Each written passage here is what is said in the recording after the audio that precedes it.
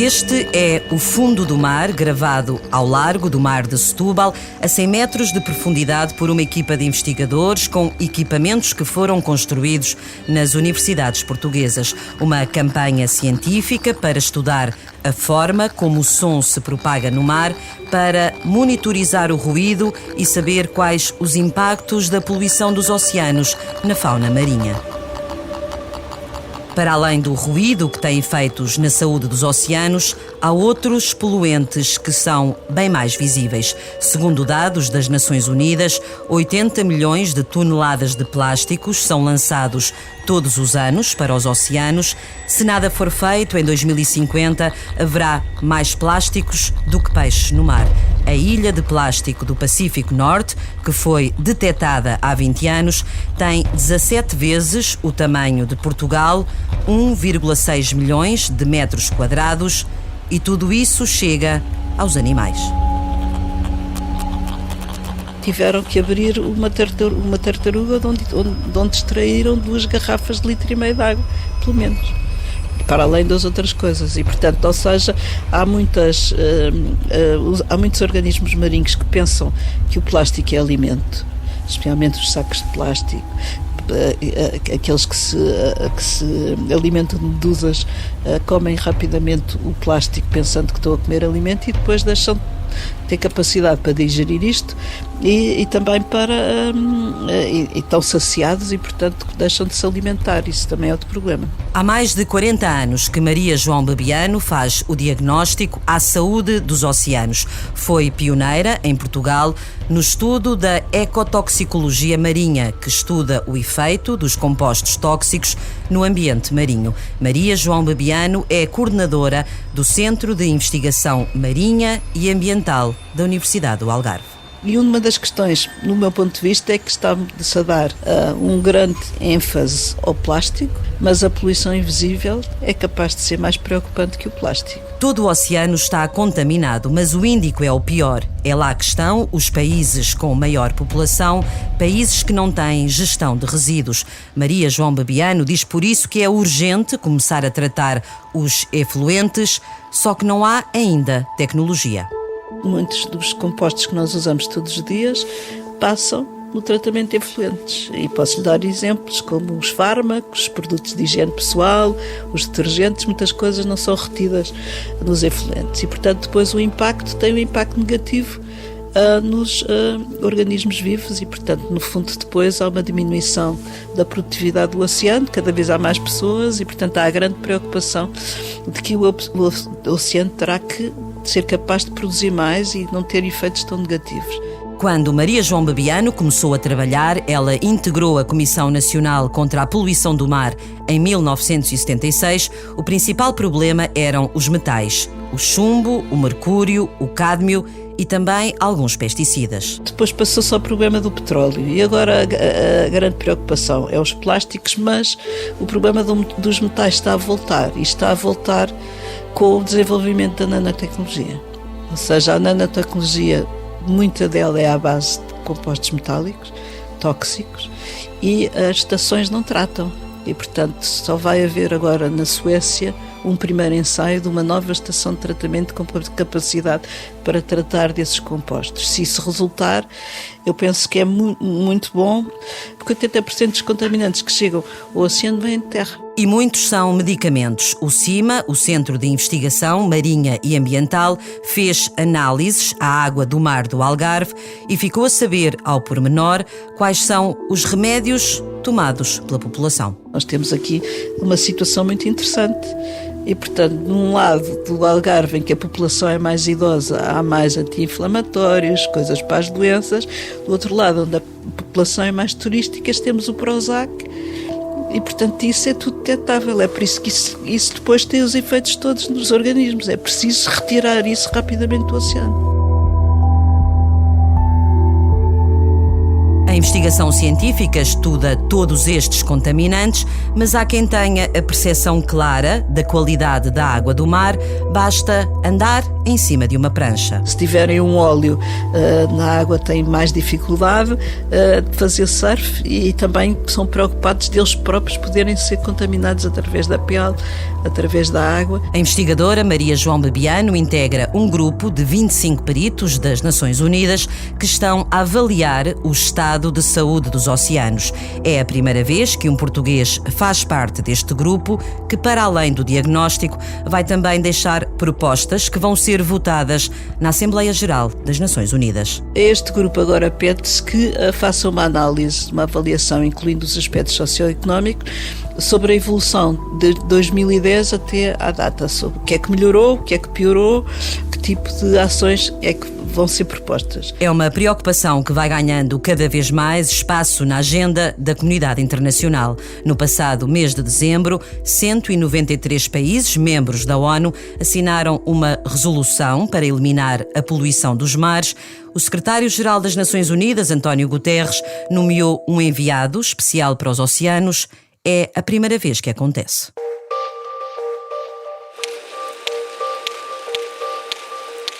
Este é o som dos cachalotes. E estes sons são transmitidos pelos investigadores para orientarem o robô.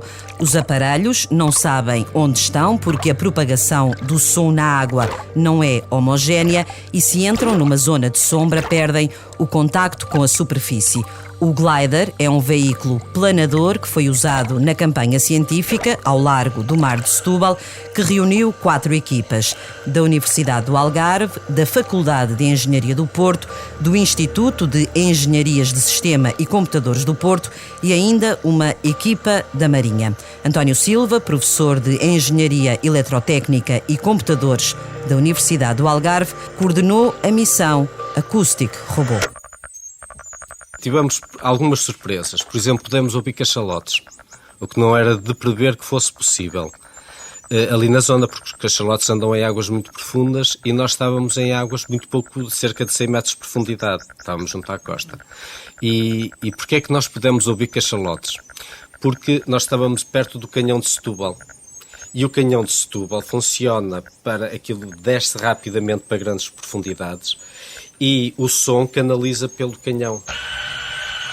E então os cachalotes deviam estar muito longe, golfinhos, ou seja, vimos esses animais todos e depois captamos também o som de navios a passar para entrar no Porto de Setúbal. Desde 1998 que António Silva faz investigação em acústica submarina, porque o som é essencial para estudar o fundo do mar. Por exemplo, os cliques de um cachalote viajam, pensa-se que até para o outro lado do mundo, e eles podem comunicar por cliques a distâncias de centenas e centenas de quilómetros, milhares de quilómetros até. Daí que o som é um meio importante de estudo para podermos estudar o fundo do mar, para sabermos o que está no oceano, precisamos de som. O som é captado por hidrofones feitos no laboratório da Universidade do Algarve, o CIP-Lab, e pela Marsensing, uma empresa que nasceu a partir da universidade. Cristiano Soares diz que é importante monitorizar o ruído porque tem efeitos nocivos no oceano. Uma delas é a de abafar sons biologicamente relevantes. Por exemplo, as baleias têm alguns comportamentos em termos acústicos ou bioacústicos que têm como fim comunicar com outros pares para acasalamento ou para socializar. E então, naturalmente, deveria haver um raio de perceptibilidade desse som, mas se tivermos ruído antropogénico em simultâneo, esse raio vai ser substancialmente diminuído. E isso tem impacto depois na biodiversidade e no bem-estar animal. E o ruído pode explicar porque é que de vez em quando há baleias e golfinhos que ficam desorientados. Quando há aqueles episódios de arrojamento de baleias ou golfinhos em praias, e depois começou a comunidade científica a questionar-se porque é que isso acontece. E alguns episódios começaram a ser ligados a exercícios militares que envolviam a emissão de sons relativamente potentes. Enfim, nunca se provou categoricamente, mas começou a vir um pouco daí essa percepção. Cristiano Soares é um dos responsáveis da Marsensing, que tem agora em mãos um projeto com o Ministério da Defesa. O SUBECO tem como objetivo monitorizar o ruído no mar português.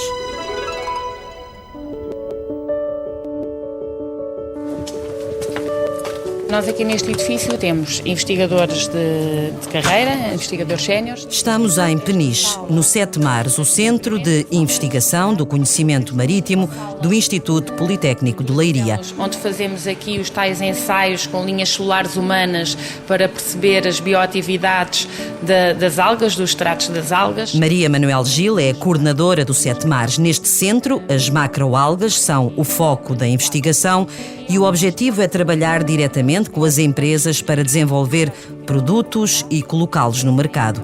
E são já tantos os alimentos que saíram daqui que dá para fazer uma refeição completa. O pão de algas e o pão do mar. Ambos têm aqui duas particularidades muito interessantes, que é, ao utilizar algas, reduzimos o teor de sal do pão. Ao utilizarmos os bivalves, que é no pão do mar, estamos a dar valor acrescentado a alguns bivalves que são produzidos em aquacultura que neste momento têm baixo valor comercial. Depois, para acompanhar o pão, utilização de azeite. Também já desenvolvemos um azeite com algas, que agora também está muito em voga a utilização do azeite até para comer com o pão. Para o prato principal há os hambúrgueres de cavala e de salmão. E para a sobremesa, o que há? Temos um gelado de kefir com microalgas, com uma empresa da Figueira da Foz. E para terminar a refeição, para ajudar a digestão, um gin com algas, que também já desenvolvemos, que também está no mercado e que ajuda aqui a terminar em grande a nossa refeição. Mas do Sete Mares saíram outros produtos com bases em recursos marinhos que aumentam o tempo de vida dos alimentos. A película das embalagens do frango e ainda as maçãs fatiadas do McDonald's, que têm um revestimento de algas para não oxidar. Que é uma solução onde o produto é mergulhado e fica com um revestimento que permite aumentar o tempo de vida útil, ou utilizando novas embalagens. Neste caso do projeto que temos com a Luz e Aves e também com uma empresa que fabrica os filmes, é a produção de um filme em que tem incorporado extratos de algas, compostos que nós extraímos das algas e que vão libertar alguns constituintes que permitem prolongar o tempo de vida útil do frango. E todos estes produtos saíram daqui. Este é o primeiro andar e depois lá embaixo temos toda a parte da aquacultura, biologia marinha e os recursos alimentares marinhos. Onde existem vários laboratórios. No de Biologia Marinha estuda-se a reserva natural da berlenga. Aqui é o nosso laboratório, parece que está sempre desarrumado. Esta área. Agora é preciso calçar uma proteção especial para os sapatos. Vamos entrar na zona dos aquários, na sala dos crustáceos, onde também há medusas e onde estão os camarões ornamentais. O projeto para a tese de mestrado de João Reis. Aqui estão as minhas larvas, mas isto eu não sei se consegue ver. Estão ali, não as vê ali a nadar. São muito pequenininhas. Eles nasceram hoje à noite, eu vim cá de noite pescá-las, recolhê-las, pronto.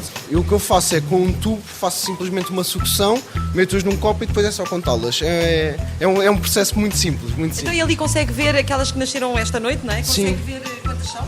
Consigo, hoje nasceram mais ou menos 350. O João está a estudar se é possível produzir estes camarões ornamentais em aquacultura, porque são muito caros e os que existem nas lojas de animais são retirados do mar. Aqui ao lado há outra sala com ouriços e pepinos do mar. Pepinos de diferentes proveniências. E estes vieram do estuário do Sado. São do projeto Newcomber, de Pedro Félix, que estuda o cultivo sustentável dos pepinos do mar. Desenvolver uma aquacultura que seja sustentável para as nossas espécies. E isto porque na Ásia este cultivo está muito desenvolvido, mas na Europa não existe sequer para fins comerciais. O objetivo é que, como eles são nutritivos, eles têm um grande potencial, têm mesmo para policultivo. Quer dizer que podem se juntar a outras espécies e até têm o potencial de melhorar a condição dos tanques de aquacultura. O pepino do mar é um animal, um parente das estrelas do mar e dos ouriços. No Sudeste Asiático é usado na alimentação, é um produto de luxo. 1 quilo pode custar 200 euros. Voltamos aos laboratórios do Sete Mares.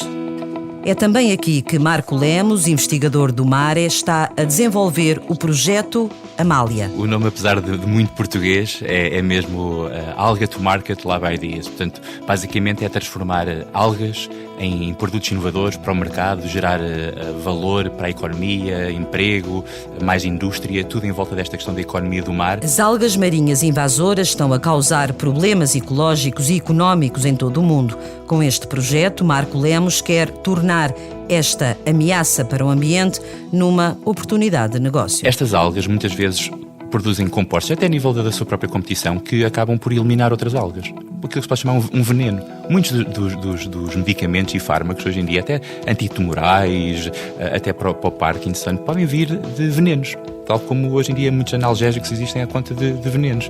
Então podemos pegar nestas substâncias que estas algas produzem e aplicar em novos produtos. Este é um projeto europeu liderado pelo Politécnico de Leiria que envolve instituições de Espanha, da Áustria e da Holanda. Um ano depois do início do Amália, há já algumas conclusões. Os investigadores descobriram que alimentar os camarões de aquacultura com estas algas aumentam a sua resistência. E nós estamos a incluir algumas compostos destas algas. Têm uma capacidade de diminuir a carga microbiana das bactérias e de fungos e até proteger o próprio organismo, os próprios camarões. E conseguimos que estes camarões fiquem mais resistentes a estas patologias que levam a tanto declínio nestas aquaculturas. Mas a valorização biotecnológica das algas invasoras pode também entrar nos ingredientes dos cosméticos e em medicamentos. Basta tornar uma ameaça para o meio ambiente numa oportunidade de negócio.